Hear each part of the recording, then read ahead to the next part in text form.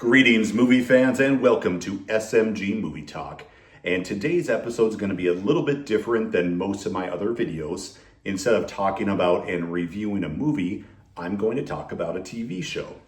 Now, though this is called SMG Movie Talk, there will be once in a while a TV show that I just have to talk about.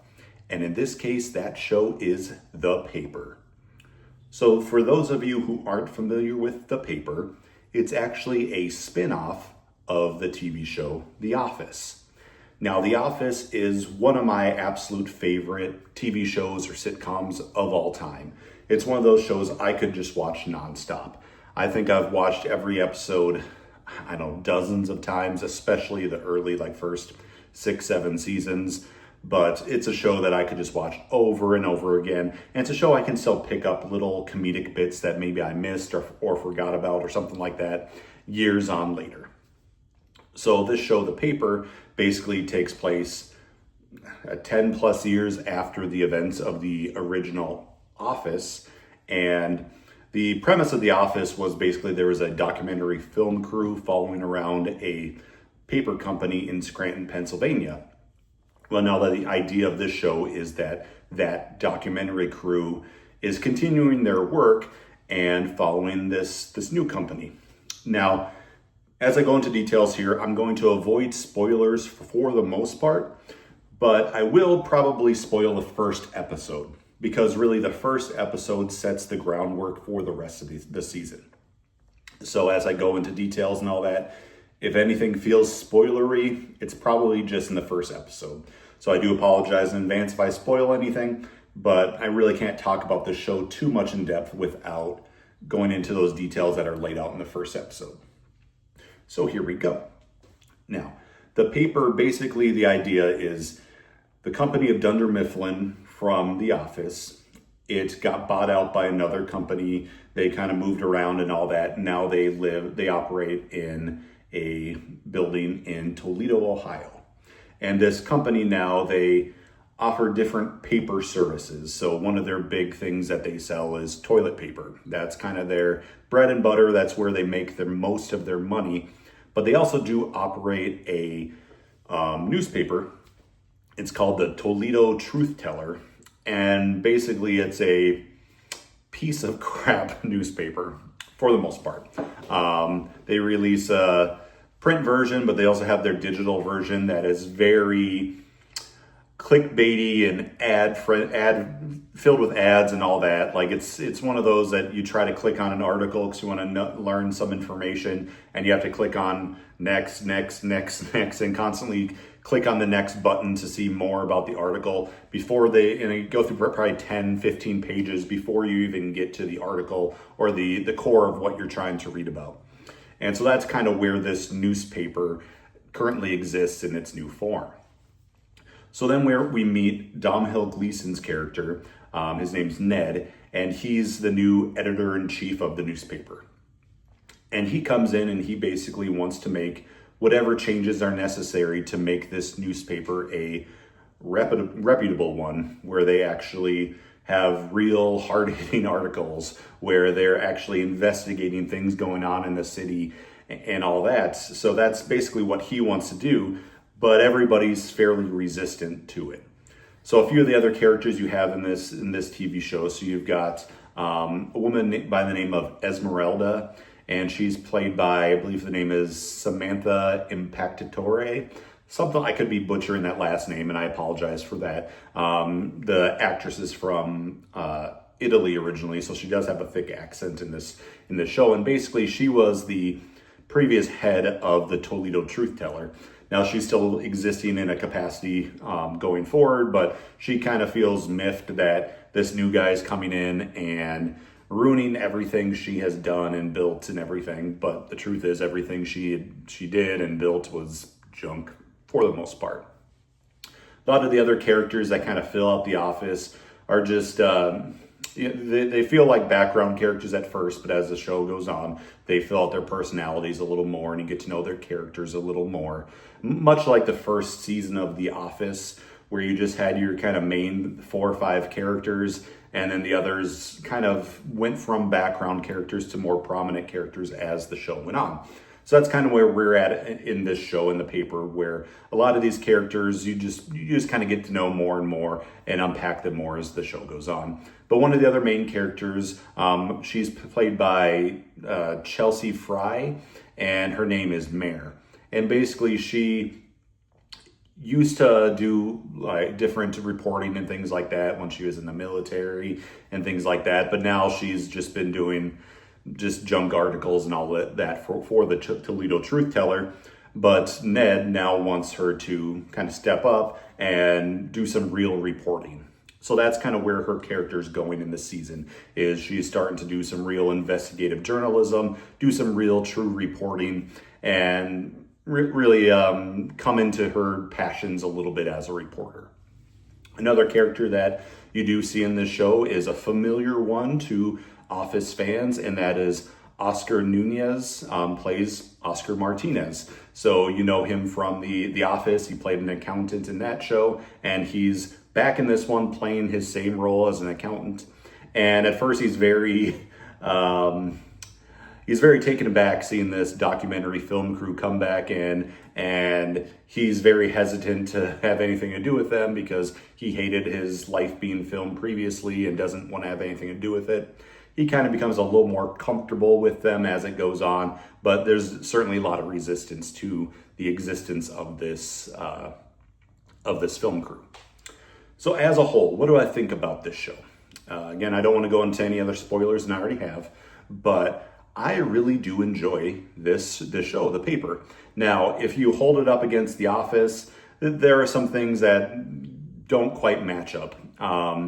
One thing that's very iconic for The Office, and something that most fans of the show like, is how it had a very uncomfortable humor at times, that cringy humor, especially with Michael Scott and all that. Domhnall Gleeson's Ned is not that kind of guy. He's not one to provide a very cringy dialogue or anything like that. I mean, he tries to be a fairly upstanding character. So a lot of that cringy humor is not necessarily in the show.